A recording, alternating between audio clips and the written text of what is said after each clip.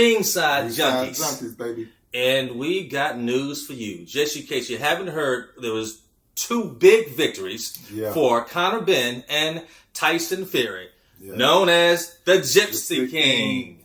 But before we get on to all that, let's handle some other business. Please, you guys, comment, like, and subscribe to our channel, Ringside Junkies, as well as turn on your notification to support us. Appreciate that. Ring that bell. Ring that bell. Ding, ding. Speaking of, the co-feature night between Conor Benn and Regis Progress. Great fight, action-packed from round 1 through round 10. I actually thought it was 12 rounds, but it was only 10. Yeah, it was only 10. But let me tell you that I was very impressed with Ben tonight.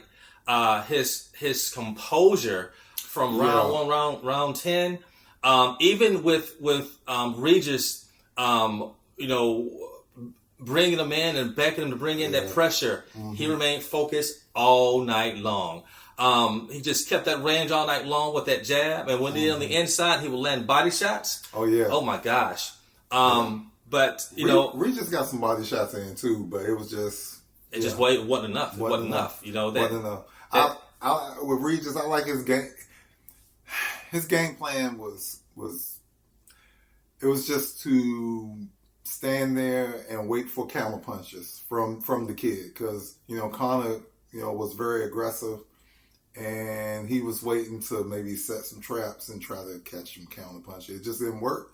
The kid didn't fall for it. The kid was composed, like my brother said here. He was composed. He wasn't taking the bait. He didn't take the bait tonight. He wasn't taking the bait, and I was impressed. I mean, normally with 2, sluggers like that, right? You expect to see slugfest all night long without any real intelligence. But we saw a lot of intelligence from the younger man tonight. And the older man actually wanted the action, right? That was kind of flip-flop to me. You would think it'd be just the opposite, right? But I would give Progress credit for this. The man was in it all night long and wanted that action. He wanted it from round 1 to round 10. He's tough, man. Ragaroo. Sound like a sauce. Get that ragaroo, please. Put some ragu on there. But, ragaroo's tough, man. But, like I said, his plan didn't work tonight. You got to give Conor Ben credit.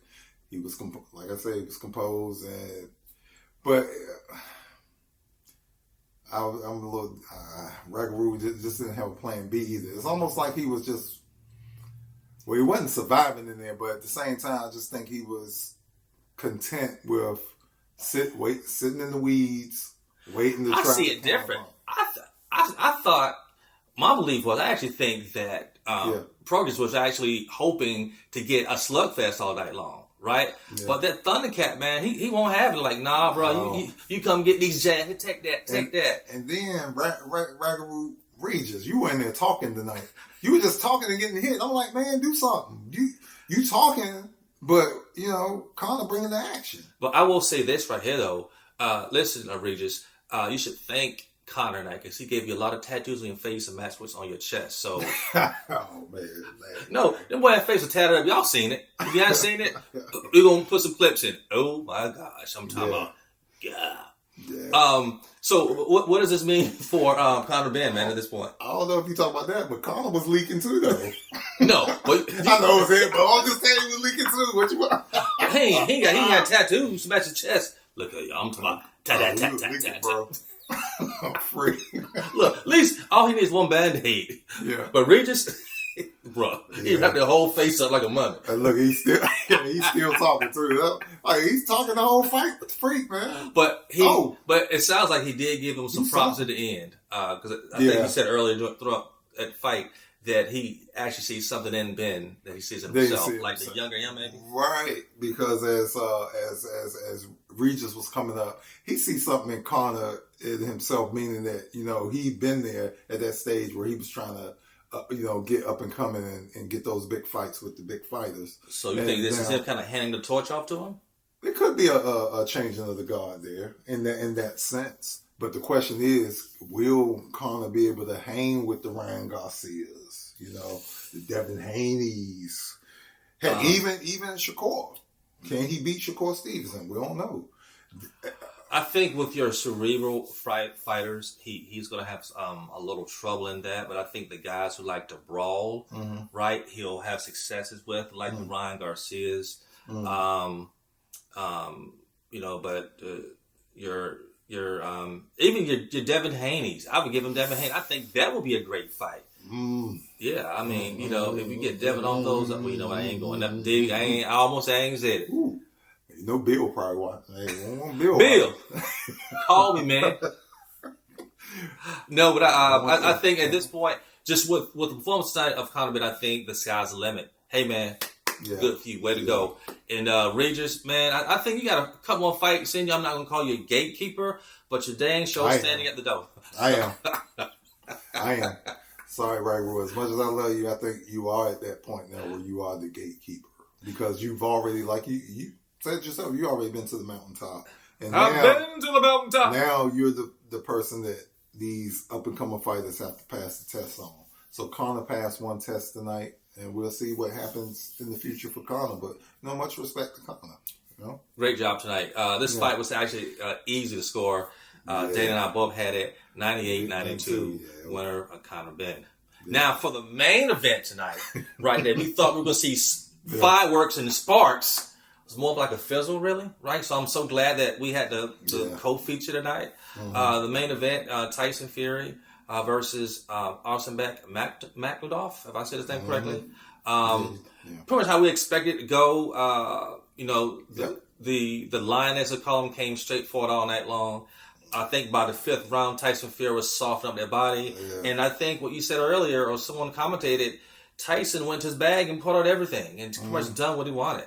Right? He could do whatever. And I think we kept hoping, okay, he's soft enough, where he's about to knock him out for his Tyson knocking out the Lion. It never happened at all. Makhmudov just... He seemed gassed by like the seventh round. He was tired. I think he was gassed by about the fifth or sixth. He was just, but he just like we said earlier, he just had a beard. He's able to stand there and hang in there. But Tyson was just able to do whatever. He mixed in. I think I seen more action when he was fighting that bear. Actually, the clip. And interesting enough, it was actually action at the end of the fight where Tyson was calling out. Oh yeah. But Tyson won the fight by unanimous decision. We both had the scorecard 119, 109. Yeah, so I think one of the judges may have given him additional round. I don't know what fight. No, the official judges now, two of them gave it was 120 to 108, so they had it a shutout, and then one had it like we had it. So we'll probably post that as well.